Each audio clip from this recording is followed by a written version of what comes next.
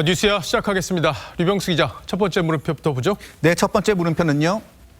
4년 전에도 180석, 이번에 맞을까입니다. 예, 저희도 그렇고 시청자 여러분들도 그렇고 이게 어느 당이 몇 석으로 일당이 될까 이 부분이 가장 관심이실 텐데 여당에서 지금 180석 얘기가 나오고 있어요. 이게 뭐 일각에서 나오는 게 아니라 전체적으로 그런 얘기가 나오는 상황인데 이게 어느 정도 신빙성이 있는 겁니까? 네, 4년 전도 그렇고 지금도 그렇고 여당에서 180석 이야기가 나온다는 게 비슷합니다.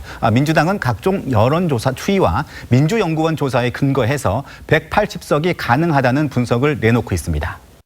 저는 여하튼 비례대표를 다 포함해서 300석 중에서 범진보가 180석을 넘기고 투표를 다 하면 불가능한 목표가 아닌 상황에 와 있다 이렇게 봅니다. 4년 전에는 김무성 당시 새누리당 대표가 180석을 언급했는데요. 분위기가 어땠는지 들어보시겠습니다. 이 잘못된 국회 선진화법을 갖다가 없애야 되지 않겠습니까, 여러분? 이걸 하기 위해서는 180석 얻어야 됩니다. 하지만 지난 총선에서 결과는 122석 한 석 차이로 민주당에게 일당도 내줬습니다. 뭐 그만큼 민심을 파악하는 게 어려운 일이겠죠. 뭐 민심을 잘 안다면 정치를 저렇게 하지도 않을 텐데 자, 각 당이 보는 지역별 판세는 어떻습니까? 네, 민주당은 호남 석권, 강남 일부를 제외한 서울과 수도권 압승, 충청과 부산, 경남 약진할 것으로 보고 있습니다. 어제 여의도 주변에 떠돌던 문건에는 최대 194석까지 가능하다는 내용도 있었습니다. 이 200석이면 사실 개헌도 가능한 의석인데 여기 정의당까지 가세를 한다면은 진보 진영의 구상대로 개헌을 할 수 있는 거란 말이에요. 자, 그러면 결국엔 미래통합당 입장에서는 비상이 걸릴 수밖에 없겠어요. 실제 내부 분위기는 어떻습니까? 네, 당초 지역구 135석에 비례 20석을 합해서 과반을 목표로 했었는데요. 지역구 120석에서 130석, 비례대표 16석 정도로 하향 조정했습니다. 136석에서 146석 사이가 되는 겁니다. 대략적으로 125석에서 130석 정도가 지금 저희들 득표 예상입니다. 뭐 통합당에서는 걱정하는 분위기가 느껴지는데 아무래도 이 막말 논란 이런 것들이 영향을 주고 있다 이렇게 좀 자체적으로 분석하고 있는 거죠. 네, 단정 지을 수는 없지만 막말 논란 이후에 당 지지율이 빠지면서 수도권에서만 최소 4석에서 5석은 날아갔다는 말이 나오고 있습니다. 하지만 김종인 위원장 등을 비롯한 지도부에서는 막판에 견제 심리가 결집되면 여권의 과반을 저지하는 게 불가능한 것만은 아니다라는 기대감도 있습니다. 첫 번째 물음표 정리해 볼까요? 네, 첫 번째 물음표는요. 4년 전에도 180석 이번에 맞을까는 총선 실패 이번에도 뚜껑 열어봐야로 하겠습니다. 네, 뚜껑 열어봐야 알 겁니다. 자, 다음 물음표 가보죠. 네, 두 번째 물음표입니다. 윤석열 조국 총선 대전 표심 변수입니다. 예, 이 사실 여당 입장에서는 조국 이슈가 불거지는 게 달갑지 않다 이런 말이 여당에서 나오고 있던데 열린민주당이 지금 계속 조국 이슈 그리고 윤석열 총장에 대한 공격 이런 것들을 하고 있단 말이에요.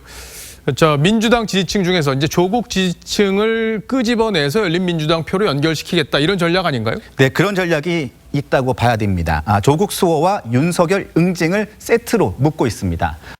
차례가 왔습니다. 이제 너희 차례입니다. 마음껏 막무가내로 망나니처럼 행동을 한 결과가 비례대표 후보인 황희석 전 법무부 인권국장 역시 페이스북에 윤 총장의 법과 원칙은 생구라, 뻥도 이런 뻥이 없다고 했습니다.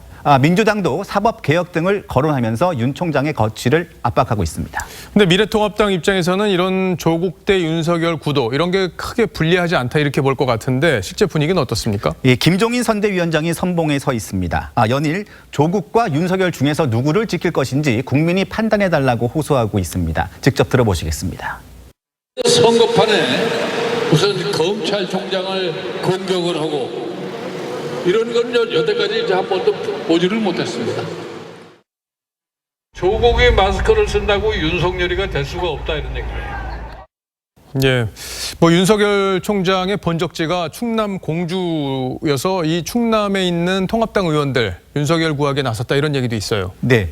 그 윤 총장의 부친과 조부의 고향이 공주라는 점 때문입니다. 공주 출신 정진석 미래통합당 의원은 윤석열을 살리느냐 조국을 살리느냐가 이번 총선의 주제가 돼버렸다고 했고요. 대전 이장호 의원은 민주당이 조국을 살리고 윤 총장을 내쫓기 위해서 이중 때까지 동원하고 있다고 주장했습니다.